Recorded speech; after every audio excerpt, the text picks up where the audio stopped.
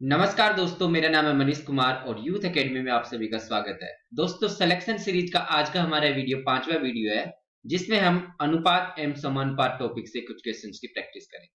आज का हमारा सबसे पहला क्वेश्चन है, राहुल अपनी आय का कुछ भाग खर्च करता है तथा शेष भाग बचाता है। उसके व्यय तथा बचत का अनुपात क्रमशः 4:5 है।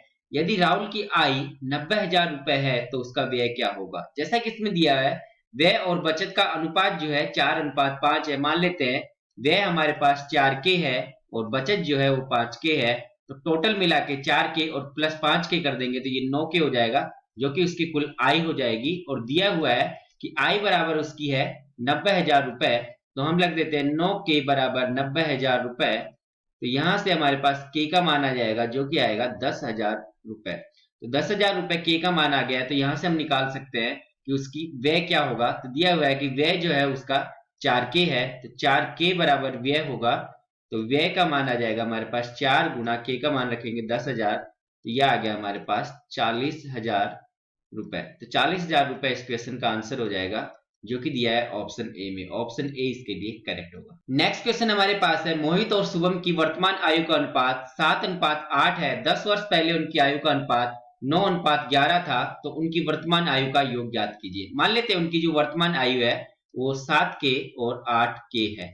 तो ये वर्तमान आयु हो गई है। तो यहाँ पे दिया हुआ है हमें 10 वर्ष पहले उनकी आयु का अनुपात जो था वो 9:11 था। तो यहाँ से क्या हो जाएगा कि 7K में अगर 10 माइनस कर देंगे, क्योंकि 10 साल पहले की निकालनी है, और उसी तरीके से 8K में 10 माइनस कर देंगे तो इनका अनुपात आना चाहिए 9/11, मतलब 9:11 आ जाना चाहिए। तो इनको क्रॉस मल्टीप्लाई करते हैं तो यह आ जाएगा हमारे पास 11 सत्ते 77K माइनस 11 गुना 10 करेंगे तो 110 आ जाएगा, बराबर 9 अट्ठे 72 K माइनस 10 9 90। अब हम इसको और सिंप्लीफाई करेंगे तो यह आ जाएगा 77K और माइनस 72K बराबर 110 माइनस 90। तो यहां से आएगा हमारे पास 5K। 77 में से जब 72K माइनस करेंगे तो 5K आ जाएगा, और 110 में से 90 माइनस करेंगे तो आ जाएगा 20। तो यहां से K का मान आ जाएगा 20/5 करने पे 4। तो K का मान 4 आ गया है। तो यहां से पूछा था हमें कि उनकी वर्तमान आयु का योग क्या होगा। तो वर्तमान आयु का योग जो होगा वो हो जाएगा 7K प्लस 8K बराबर 15K। 15K वर्तमान आयु का योग है। यहाँ से K का मान 4 रख देते हैं, 15 गुना 4 करने पे आ जाएगा 15 जो कि 60 वर्ष। तो 60 वर्ष इस क्वेश्चन का आंसर है, जो कि दिया है ऑप्शन डी में। ऑप्शन डी इसके लिए करेक्ट हो जाएगा। अगले प्रश्न में हमें दिया हुआ है P, Q और R क्रमशः 5:4:10 के अनुपात में धनराशि का निवेश करते हैं। यदि P, Q और R क्रमशः 20% प्रतिवर्ष और 25% प्रतिवर्ष और 10% प्रतिवर्ष की चक्रवर्ती ब्याज दर, जो कि वार्षिक ब्याज दर है, धनराशि निवेश करते हैं, तो एक वर्ष के बाद उनकी धनराशि का अनुपात क्या होगा। तो यहाँ पे जैसा कि दिया हुआ है P, Q और R जो है वो 5:4:10 के अनुपात में धनराशि निवेश करते हैं। हम मान लेते हैं ये P और Q और R का 500, 400 और 1,000 रुपए जो है इनकी धनराशि है। तो यहाँ पे जैसा कि दिया हुआ है कि P, Q और R क्रमशः 20%, ये तो 20% के हिसाब से निवेश करता है, और ये जो करता है Q वो 25% से करता है, और R जो करता है वो 10% से करता है। तो यहाँ पे पूछा है कि एक वर्ष बाद उनकी धनराशि का अनुपात क्या हो जाएगा। तो एक वर्ष बाद जो होगा वो उसको 20% मिलेगा P को, Q को मिलेगा 25% और R को मिलेगा 10%। तो यहाँ पे हम निकाल लेते हैं 20% जो मिलेगा वो 500 पे हो जाएगा इसका 100 रुपए, तो प्लस 100 तो इसको मिल जाएगा, और यहाँ पे जो मिलेगा इसको मिलेगा प्लस 100, क्योंकि 25% वार्षिक मिल रहा है तो 400 भी मिलेगा, टोटल 100, और यहाँ पे मिल जाएगा इसको प्लस 100। तो सबको 100 रुपए जो है एक्स्ट्रा मिलने वाले हैं। तो इसका हो जाएगा P का कुल राशि जो हो जाएगी वो 600 रुपए हो जाएगी, Q की 500 रुपए हो जाएगी, और R की हो जाएगी 1100 रुपए। तो इनका अनुपात निकालेंगे तो ये आ जाएगा हमारे पास 6:5:11। 6:5:11 इस क्वेश्चन के लिए सही आंसर है, जो कि दिया है ऑप्शन सी। ऑप्शन सी इसके लिए करेक्ट हो जाएगा। अगले प्रश्न में दिया है दो संख्याएं x और y का अनुपात 2:3 है। यदि x में 5 जोड़ा जाए और y में 10 जोड़ा जाए तो x और y का अनुपात जो है वो 9:16 हो जाता है। तो निम्नलिखित में से कौन सा x का संभावित मान हो सकता है। तो मान लेते हैं x का जो मान है वो 2K है और y का जो मान है वो 3K है, क्योंकि x और y का अनुपात 2:3 दिया हुआ है। तो यहाँ पे दिया हुआ है कि अगर x में 5 जोड़ दिया जाता है और y में 10 जोड़ दिया जाता है तो इनका अनुपात जो है 9:16 हो जाता है। तो हम लिखते हैं कि 2K+5 अपॉन 3K+10, ये हो जाता है हमारे पास 9/16। 16। यहां से हम क्रॉस मल्टीप्लीकेशन करते हैं तो ये आ जाएगा 16 दूना 32k प्लस 16 पंजे 80 बराबर 9 तिये 27k प्लस 10 9 90। तो यहां से आ जाएगा हमारे पास 32k और ये 27k जब हमारे पास लेफ्ट हैंड साइड आएगा तो ये माइनस हो जाएगा। तो 32k माइनस 27k बराबर 90 माइनस 80 हो जाएगा। तो 32 में से हम जब 27 माइनस करेंगे तो आ जाएगा 5k। 5k बराबर आ गया 10। तो यहां से k का मान आ जाएगा 2। k का मान 2 आ गया है तो अब हम निकाल सकते हैं x का मान। तो x का मान जो है जो कि हमें दिया हुआ था 2k, k का मान अब 2 रख देंगे तो ये आ जाएगा हमारे पास 2 गुणा 2 करने पे 4। सही आंसर है जो कि दिया है ऑप्शन बी में। ऑप्शन बी इसके लिए करेक्ट हो जाएगा। अगले प्रश्न में दिया है 4 संख्याओं का अनुपात 1/3 अनुपात 1/6 अनुपात 1/2 अनुपात 1/15 है। यदि दो बड़ी संख्याओं के योग और दो छोटी संख्याओं के योग के बीच का अंतर 72 है तो सबसे बड़ी संख्या ज्ञात कीजिए। जैसा कि यहाँ पे दिया हुआ है संख्याओं का अनुपात 1/3 अनुपात 1/6 अनुपात 1/2 अनुपात 1/15 है। तो हम यहाँ पे इनको मल्टीप्लाई कर देते हैं सबको 30 से। तो इसको 30 से मल्टीप्लाई करेंगे तो ये हमारे पास आ जाएगा 10 अनुपात 5 अनुपात 15 अनुपात 2। हमारे पास ये अनुपात आ गया है। जैसा कि यहाँ पे दिया है कि दो बड़ी संख्याओं के योग और दो छोटी संख्याओं के योग के बीच का अंतर 72 है। तो सबसे बड़ी दो संख्या है वो हमारे पास है 10 और 15। तो इनका योग तो होगा हमारे पास 25। तो 25 तो बड़ी संख्याओं का योग हो गया है और छोटी संख्याओं का योग जो हो जाएगा वो हो जाएगा 7। और दिया हुआ है कि इनके योग के बीच का अंतर जो है वो 72 है। इनके बीच का अंतर निकालते हैं तो यह आएगा हमारे पास अंतर जो आएगा 18। तो 18 जो है वो 72 के बराबर है। तो यहां से हम एक इकाई का मान निकालेंगे तो यह आ जाएगा एक इकाई का मान 72/18 करने पे 4। एक इकाई बराबर 4 आ गया है। तो यहाँ पे पूछा था सबसे बड़ी संख्या ज्ञात कीजिए। तो सबसे बड़ी संख्या जो होती है हमारे पास वो होगी 15 इकाई के बराबर। तो 15 इकाई का मान निकालना है। तो 15 इकाई का मान जो है वो हो जाएगा हमारे पास 15 गुणा 4 और 15 गुणा 4 करने पे आ जाएगा 15 से 60। 60 इस क्वेश्चन का सही आंसर होगा जो कि दिया है ऑप्शन बी में। ऑप्शन बी इसके लिए करेक्ट हो जाएगा। अब बढ़ते हैं हम नेक्स्ट क्वेश्चन की तरफ। नेक्स्ट क्वेश्चन में दिया है तरुण राघव और कपिल के बीच एक धनराशि 7:4:9 के अनुपात में बांटी गई थी, लेकिन कपिल ने तरुण और राघव प्रत्येक को अपने हिस्से में से 1/3 दिया। यदि तरुण को राघव से 1800 रुपए अधिक मिले तो कुल राशि क्या है। तो जैसा कि यहाँ पे दिया हुआ है कि 3 लोग हैं, तरुण है, राघव है और कपिल है। तो यहाँ पे दिए गए के अकॉर्डिंग क्या है 7:4:9 में इनको राशि बांटी गई थी। मान लेते हैं इसको 7k मिला है, राघव को 4k मिला है और कपिल को मिला है 9k।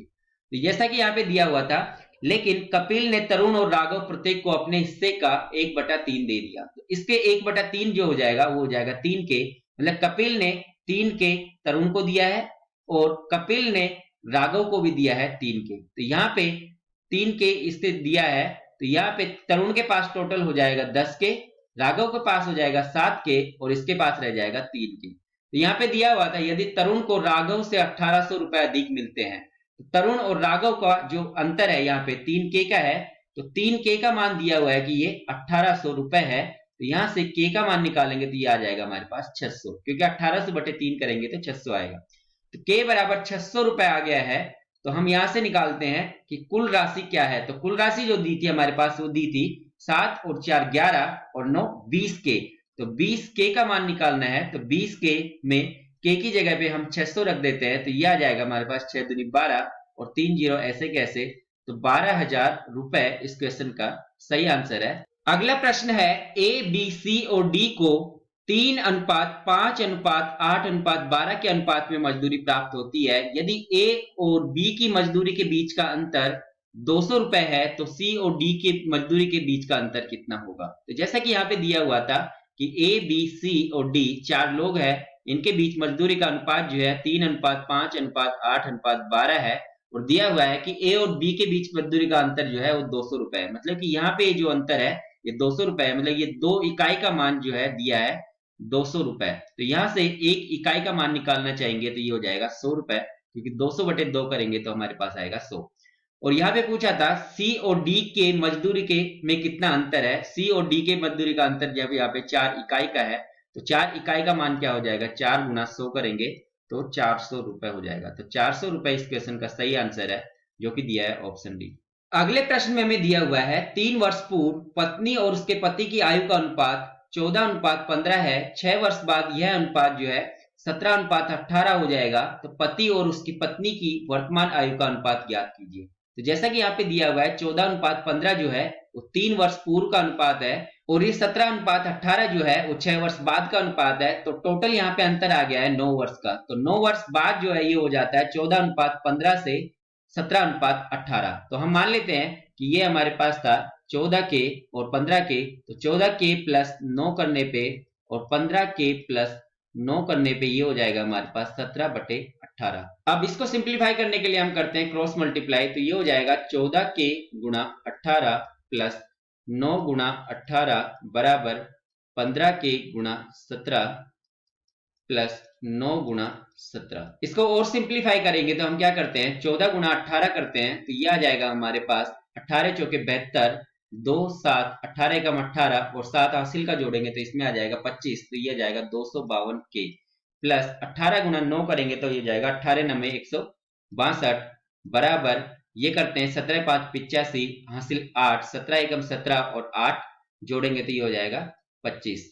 17 और 8 25 हो गया। तो 255 के प्लस 17 नाम 153 होता है तो ये 153 आ गया। इसको और सिंप्लीफाई करेंगे तो ये आ जाएगा हमारे पास 255 के माइनस 252 के बराबर 162 माइनस 153। तो यहां से ये सिंप्लीफाई करने पे आएगा 3 के बराबर 9। तो के का मान आ जाएगा 9/3 करने पे 3। के का मान हमारे पास 3 आया है, परंतु हमसे पूछा है पति और पत्नी की वर्तमान आयु का अनुपात ज्ञात कीजिए। तो हम यहाँ से 3 वर्ष पहले की आयु निकाल लेते हैं, फिर उससे वर्तमान आयु निकालेंगे और उससे अनुपात निकालेंगे। तो यहाँ पे जैसा कि दिया हुआ है कि पति की आयु 3 वर्ष पहले 15 के थी और 3 वर्ष पहले ही पत्नी की आयु जो थी 14 के थी। तो यहाँ पे लिखते हैं कि पति और पत्नी की आयु का अनुपात जो कि था 3 वर्ष पूर्व या 3 वर्ष पूर्व की उनकी आयु निकाल लेते हैं। तो यह आ जाएगी पति की जो आयु थी वो 15 के थी और पत्नी की 14 के थी। के बराबर 3 रखेंगे तो 15 गुणा 3 हो जाएगा तो 15 3 45 आएगा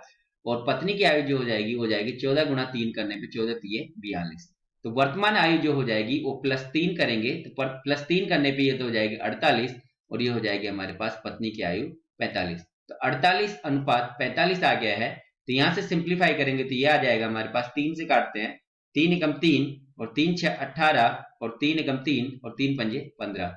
तो 16:15 जो है इस क्वेश्चन का सही आंसर है जो कि दिया है ऑप्शन बी में। ऑप्शन बी इसके लिए करेक्ट हो जाएगा। अगले प्रश्न में हमें दिया हुआ है कुछ राशि को ए बी और सी में कुछ इस तरीके से बांटा गया है कि ए के हिस्से का 5 गुना, बी के हिस्से का 3 गुना और सी के हिस्से का 2 गुना समान है। तो ज्ञात कीजिए ए बी और सी के हिस्से के बीच का अनुपात कितना होगा। जैसा कि दिया हुआ है कि 5 गुना ए का और 3 गुना बी का और 2 गुना सी का ये बराबर बराबर है। यहाँ पे हम क्या करते हैं इस सबको जो है ये डिवाइड कर देते हैं 30 से। तो 30 से डिवाइड करेंगे तो ये आ जाएगा हमारे पास 5a बटे 30 बराबर 3b बटे 30 बराबर 2c बटे 30। तो यहाँ पे सिंप्लीफाई करेंगे तो ये आ जाएगा a बटे 6 बराबर b बटे 10 बराबर c बटे 15। तो हमारे पास अनुपात आ गया है a अनुपात b अनुपात c का। यह आया है 6:10:15। 6:10:15 जो है इसका आंसर होगा जो कि दिया है ऑप्शन डी। ऑप्शन डी इसके लिए करेक्ट है। नेक्स्ट क्वेश्चन हमारे पास है जिसमें दिया है एक व्यक्ति अपनी आय के 2/7वें हिस्से को अपनी पत्नी को देता है और 3/11वें हिस्से को अपने पुत्र को देता है और शेष आय को वह 3 ट्रस्टों ए बी और सी में 4:6:7 के अनुपात में निवेश कर देता है। यदि पत्नी को और पुत्र को जो धनराशि प्राप्त हुई है उनका अंतर वो 300 रुपए है तो ट्रस्ट बी में कितनी धनराशि निवेश की गई थी ये हमें ज्ञात करना है। तो हम यहाँ पे जैसा कि दिया हुआ है ये 2/7वां हिस्सा जो अपनी पत्नी को देता है और 3/11वां हिस्सा पुत्र को देता है। तो यहाँ पे हम मान लेते हैं उसके पास जो कुल राशि है वो 7 और 11 का मल्टीपल जो कि 77 हो जाएगा वो है। तो 77 अगर उसके पास कुल है तो उसका 2/7 जो पत्नी को दे देता है तो 2/7 करेंगे तो ये आ जाएगा 22। ये तो दे दिया उसने अपनी वाइफ को और पुत्र को देता है वो 3/11 देता है। 3/11 करेंगे तो ये आ जाएगा हमारे पास 11 7 77 और 7 दिया 21। तो 21 दे देता है अपने पुत्र को, ये दिया उसने अपने सन को। तो इस तरीके से यहाँ पे कुल जो राशि है वो हो गई है जो डिस्ट्रीब्यूट कर दी है। ये आ गया हमारे पास 43 रुपीज उसने दे दिया है। तो शेष राशि निकालते हैं कि शेष जो बचे हैं वो कितने बचे हैं। वो बचेंगे 77 - 43। तो 77 - 43 करेंगे तो ये आ जाएगा हमारे पास 34। तो 34 भाग उसके पास शेष बचा है, जिसको वह 3 ट्रस्टों ए, बी और सी में 4:6:7 के में निवेश कर देता है। तो इसको 34 को निवेश कर रहा है ए, बी और सी में, जो कि है 4:6:7 में। तो यहां से टोटल जो आ रहा है, ये आ रहा है हमारे पास 17। तो टोटल का मान जो है 17 है। तो ये 17 बराबर 34 के है। तो हम निकालते हैं कि 17 बराबर 34 है, तो इस 6 का मान निकालना है। तो 6 का मान निकालेंगे तो 17 बराबर आया हमारे पास 34 के, तो 1 बराबर आ जाएगा 2 के और 6 बराबर आ जाएगा 12 के। तो ये 6 जो है, जो कि ट्रस्ट बी में है, ये आगे 12 के बराबर। जैसा कि 6 बराबर 12 आ गया है, परंतु हमें निकालना है कि ये 6 भाग का मान कितने रुपए के बराबर है। तो यहाँ में दिया हुआ है पत्नी और पुत्र को जो प्राप्त धनराशि है उसमें अंतर 300 रुपए है। तो यहाँ से अंतर निकालते हैं, तो ये आ जाएगा हमारे पास पत्नी और जो पुत्र को जो दिया है वो 22 और 21 है। तो यहाँ से अंतर आया हमारे पास 1 का। तो 1 का अंतर जो है ये 300 रुपए के बराबर है। इस तरीके से हम इस 12 को निकालेंगे, तो ये आ जाएगा हमारे पास 12 गुणा 300 करने पे 12 3 36 3600 रुपए। तो 3600 रुपए वह राशि है जो उसने ट्रस्ट बी में निवेश की है। तो 3600 रुपए इसका आंसर हो जाएगा, जो कि दिया है ऑप्शन सी में। अगला प्रश्न हमें दिया हुआ है, यदि ए अनुपात बी 2:3 है और ए अनुपात सी 1:4 है, यदि सबसे बड़ी संख्या और सबसे छोटी संख्या के बीच का अंतर जो है वो 30 रुपए है, तो ए, बी और सी के मानों का योग ज्ञात कीजिए। जैसा कि यहाँ पे दिया हुआ है ए अनुपात बी ये 2:3 है और फिर दिया हुआ है ए अनुपात सी वो 1:4 है। तो जैसे कि यहाँ पे ए और ए ये कॉमन है, तो इनको हम यहाँ पे 2 है या 1 है, तो इनको समान बना लेते हैं। समान बनाने के लिए 2 से गुणा करेंगे, तो यह आ जाएगा हमारे पास ए अनुपात सी जो है 2:8 हो जाएगा जब 2 से गुणा कर देंगे। तो इस तरीके से ए अनुपात बी अनुपात सी आ जाएगा हमारे पास ए का मान 2, बी का मान 3 और सी का मान 8। और यहाँ पे दिया हुआ है सबसे बड़ी और सबसे छोटी संख्या के बीच का अंतर वो 30 है। तो सबसे बड़ी संख्या ये हमारे पास सी है और सबसे छोटी संख्या है वो ए है। इनके बीच का अंतर जो आ रहा है हमारे पास ये 6 के बराबर आ रहा है, परंतु क्वेश्चन में दिया हुआ है 30 के बराबर है। तो यहाँ से एक इकाई का मान निकालना चाहेंगे, तो एक इकाई का मान आ जाएगा 30/6 करने पे 5। एक इकाई बराबर 5 आ गया है। तो यहाँ पे पूछा था कि ए, बी और सी के मानों का योग ज्ञात कीजिए। तो यहाँ पे ए, बी और सी के मानों का योग करेंगे तो 8 और 2 10 और 3 13 आ जाएगा। तो इस 13 इकाई का मान ज्ञात करना है। तो 13 इकाई का मान जो है वो हो जाएगा हमारे पास 5 गुणा 13 करने पे 13 पंजे 65। तो 65 जो है इस क्वेश्चन का आंसर हो जाएगा, जो कि दिया है ऑप्शन डी में। ऑप्शन डी इसके लिए सही हो जाएगा। अगले प्रश्न में हमें दिया हुआ है चरण अमर से 16 वर्ष छोटा है, जबकि भरत चरण से 10 वर्ष बड़ा है और चरण की आयु 6 वर्ष पश्चात और भरत की आयु 14 वर्ष पूर्व का अनुपात 4:3 है, तो अमर की वर्तमान आयु ज्ञात कीजिए।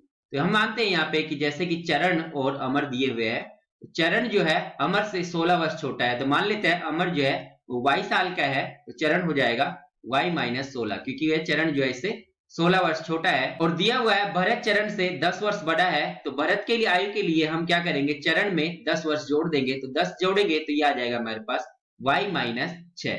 तो y-6 आ गया, परंतु क्वेश्चन में दिया हुआ है चरण की आयु 6 वर्ष पश्चात और भारत की आयु 14 वर्ष पूर्व का अनुपात 4:3 है। तो इस चरण की आयु जो है 6 वर्ष पश्चात निकालेंगे, तो इसमें +6 कर देंगे, तो यह आ जाएगा हमारे पास y-10। तो यह आ गया हमारे पास चरण की आयु 6 वर्ष पश्चात। और दिया हुआ है भरत की आयु जो है वो 14 वर्ष पूर्व, तो इसमें से -14 कर देंगे, तो ये हो जाएगा y-20।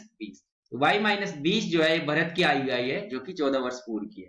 तो क्वेश्चन में दिया हुआ है कि इनका y-10 और y-20 का जो अनुपात है वो 4:3 है। तो यहाँ पे लिखते हैं कि y-10 अपॉन y-20 बराबर है 4/3। तो यहाँ से हमारे पास ये क्रॉस मल्टीप्लाई करने पे आएगा 3y-30 बराबर 4y-20 चौके 80। तो यहाँ से ये आ गया हमारे पास y बराबर 50। तो y बराबर 50 आ गया है। तो हमारे पास आ गया है y बराबर 50 और हमें ज्ञात करना था कि अमर की वर्तमान आयु कितनी है। तो अमर की वर्तमान आयु जो थी वो y के बराबर थी, तो ये y बराबर 50 ही जो है अमर की वर्तमान आयु हो जाएगी, जो कि दिया है ऑप्शन सी में। ऑप्शन सी इसके लिए करेक्ट आंसर हो जाएगा। तो दोस्तों उम्मीद है कि आज का ये वीडियो जो कि अनुपात और समानुपात से संबंधित था आपको पसंद आया होगा। अगर पसंद आया है तो इस वीडियो को ज्यादा से ज्यादा लाइक करें और अपने दोस्तों के साथ शेयर करना ना भूले और चैनल को सब्सक्राइब करना भी ना भूले। Thank you.